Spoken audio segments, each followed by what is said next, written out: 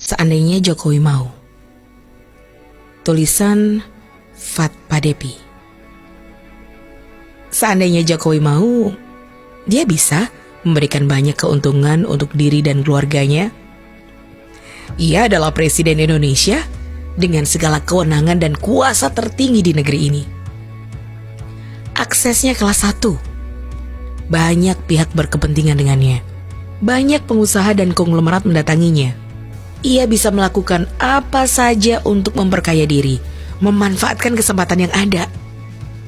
Kalau ia tidak mau, katakanlah karena citra yang terlanjur melekat padanya, ia bisa meminta keluarganya atau orang-orang terdekatnya untuk mengambil keuntungan dari posisinya sebagai seorang kepala negara.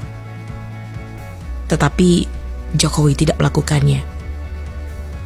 Seandainya Jokowi mau, ia bisa memberikan banyak fasilitas untuk putra sulungnya, Gibran Rakabuming, yang sedang merintis bisnis. Jika Gibran tidak mau main proyek, kalau Jokowi mau, minimal Gibran bisa diberikan akses kepada pengusaha-pengusaha yang cari muka di depan presiden. Gibran bisa berbisnis apa saja, dari properti, tambang, hingga minyak. Apapun yang besar dan megah, yang segera membuatnya kaya raya. Tetapi Jokowi tidak melakukan itu. Gibran pun juga punya keberanian yang luar biasa untuk tak berlindung di ketiak bapaknya. Sejujurnya, pada pandangan pertama, saya tidak suka pada Gibran. Ia terlihat sosok yang angkuh, parasnya terkesan sombong. Tetapi lama-kelamaan saya bisa mengerti mengapa Gibran tumbuh menjadi sosok yang ingin terlihat kuat. Ia ingin menjadi dirinya sendiri. Menjadi putra sulung seorang pejabat tinggi bukanlah sesuatu yang mudah. Jika gagal, dia dicap mempermalukan keluarga. Jika berhasil, sering dianggap hanya memanfaatkan koneksi dan fasilitas yang ada. Gibran tidak mau itu terjadi. Ia ingin menjadi sosok yang berdiri di atas kakinya sendiri. Ia ingin sukses karena apa yang ia lakukan. Ia tumbuh dengan perasaan itu sepanjang waktu, dengan ketangguhan dan daya juang itu di dalam dirinya. Gibran tidak meneruskan bisnis bapaknya di bidang ekspor impor kayu dan mebel.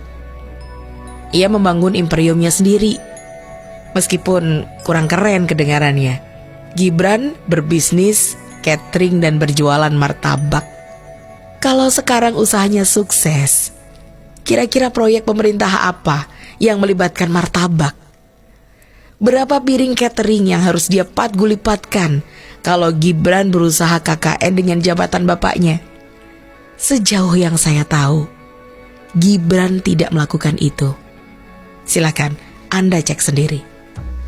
Jika Jokowi mau, si bungsu Kaisang Pengarep bisa ia sekolahkan di mana saja. Kaisang bisa mendapatkan banyak fasilitas mewah sebagai putra seorang presiden. Tetapi tidak.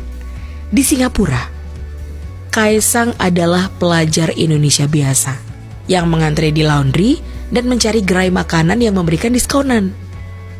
Belakangan, Kaisang berbisnis pisang nugget yang ia beri nama Sang Pisang. Kaisang tidak mau memanfaatkan koneksi dan jabatan bapaknya. Kaisang ingin mengikuti jejak kakaknya yang sukses karena usaha sendiri. Anak-anak Jokowi tumbuh dengan mentalitas itu. Lalu kita lihat Kahiyang Ayu yang anggun dan sederhana. Putri Jokowi, sahabat terdekat Ibu Iriana. Kemudian lihat adik-adik Jokowi, lihat keluarga besarnya. Sulit kita temukan fakta mereka cawe-cawe dengan urusan Pak Jokowi sebagai seorang pejabat negara. Di tengah kelaziman keluarga pejabat yang memanfaatkan posisi sang pejabat, meski hanya untuk mendapatkan fasilitas, pengakuan, dan penghormatan lebih. Kita tidak melihat semua itu pada keluarga Jokowi. Keluarga Jokowi tampil bersahaja, tidak bersentuhan dengan kekuasaan, tidak berusaha memanfaatkan keadaan. jauh dari praktek korupsi, kolusi, dan nepotisme. Jika Jokowi mau, ia akan memperkaya diri sendiri, berbuat curang untuk kepentingan keluarganya. Tetapi Jokowi bukan orang seperti itu. Bahkan di istana, ia memilih untuk tinggal di salah satu pavilion saja yang tidak terlalu besar dan sederhana. Sebab itu cukup, katanya. Tentang semangat menjauhi KKN, Jokowi memulai semuanya dari dirinya sendiri dan keluarganya.